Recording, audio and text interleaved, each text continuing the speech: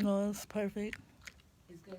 Hmm. Yeah, last time because I wasn't connected to y'all's Wi-Fi, so I was like, this time I'm gonna be sure to be connected to the right thing. All right, we are ready. You good? Great, I'm great. How about yourself? I'm good. Okay.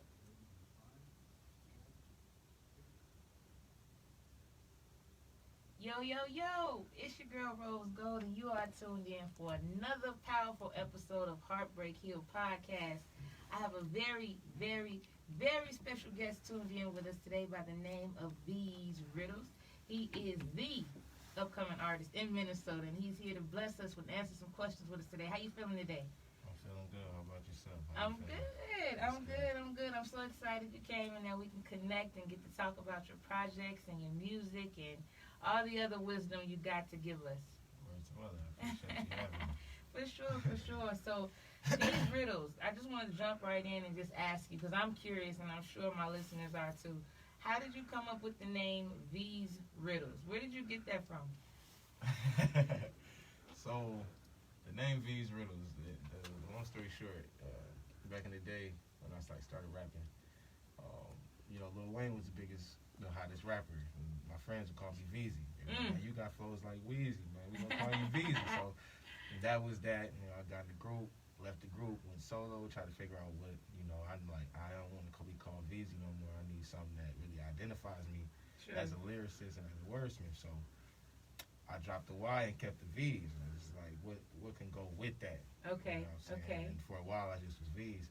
Then I thought about, because I be spitting rhymes, and it sound like riddles. Right, they do. So- That's facts. I heard this stuff. That's facts. And then got it from the Riddler. Batman, watching Batman was like the Riddler. So Okay, I check put it together the V's Riddles, and that's how I came up with the name. out. Okay, the Batman '90s baby vibes. Okay, I feel that. Okay, Yeah. definitely honest because I'm like I like it. It's catchy. These riddles is like I've never heard that before. There's no little in front of it. There's no. It's just straight up, and it's you. And so that's really Appreciate really dope. When I was doing my research on you, I came across one of your projects, Make Believe Part One. Mm-hmm. Over looks like 7,000 plays on Automac alone. I didn't even look on the other platforms that it streams on. Lots of plays on that one. That project it seems to be doing very very very very well. Can you tell us a little bit about that project as far as the name and what was the inspiration behind that project? So the name Make Believe was to make them all believe in me the way I believe in myself Right, right. through my music. And that was my first project coming out of being in a music group. I didn't have like an archive of music, Right. so I needed to put something together. And I was also under new management that was working at Universal Music Records. So Okay. they actually sponsored my first mixtape. And Okay. I was able to sit back and put it together the way I needed to necessarily for it to be delivered properly. And the name Make Believe, it just was to make them all believe in me the way I believe in myself. And Right. I took like a lot of the most popular industry beats and did my own little thing to it. Yeah, yeah. Got some original songs added on to it as well, and came out with it, got it presented, and it got a lot of love and put me in a good position independently. Yeah. So For sure, and like you said, independently, that actually leads into my next question. So you started off with that group structure, and then you decided to become a solo artist, and did well. How was that transition from being in a group to being on your own? What was that like for you? it was it's kind of scary at first Sure. because being in the group, I wasn't there. We didn't really have a leader, but we was all thinking together and rubbing heads together. So when we would get to doing shows or events or going to meet with labels and stuff, it was a group thing. Right. And then it turned to being just me myself, so it's a little bit different. It's like, how do I handle this when I start getting told the labels is interested and getting the Right. offers and Right. hearing directly what celebrity wants this from me, and it's Right. like, okay, it's just me now. I got to figure out what I want best for myself. This isn't a group, and that was the biggest difference and biggest change going into it. And writing out full songs and nobody else having verses, just Right. myself. All you. So it's like, yeah, that was the other time. Where, okay, I gotta feel this, that. Yeah, yeah. Whew. And then figured out my plan and how to go something about my song structure. So Sure. it all works out. But coming into the game, switching from being in the group to being an individual solo artist, the biggest transition was that alone. For sure. Yeah. Well, and and you know what, you make a very, very valid point as far as, you know, that scariness being there, and then having to, you know, when you're on your own, it's a good thing, but then there's also more work involved. And you know, you kind of mentioned on our way in here, or on our way over here, shout out to Tesla, by the way. I rode in one today, finally, for the first time, and I tried to open the door, and there wasn't no handle. So shout out to Tesla and the man that was driving it. All right, real quick, I ain't ashamed. Shout out Listen, that co-operative. Shout out to right there.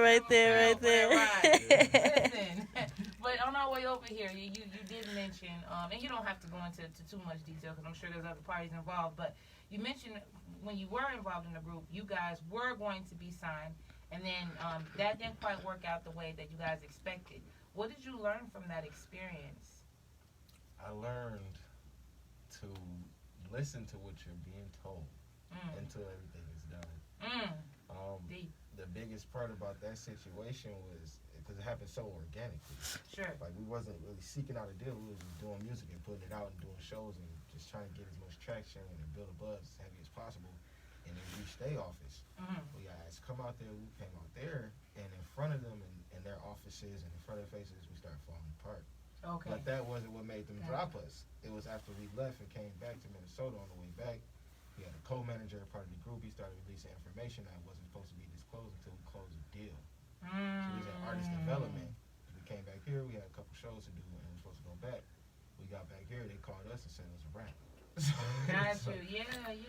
So that situation, I learned from that is just, you know, do what you told. They told us don't say nothing. Don't say nothing. Everybody from here knew where we was at. Exactly. That wasn't a guess. That wasn't a guess at all. Like, we even had a lot of people like gave money to the group on the way to going there just in case of stuff, just because we had so much support. So it wasn't a secret. Right. But all we had to do was do our part, and that's not say anything. Right. And you know, sometimes people just can't do that part. Yeah. Mouth get to open and get to telling everybody. He was actually calling radio stations trying to get us interviews about it, but we didn't know.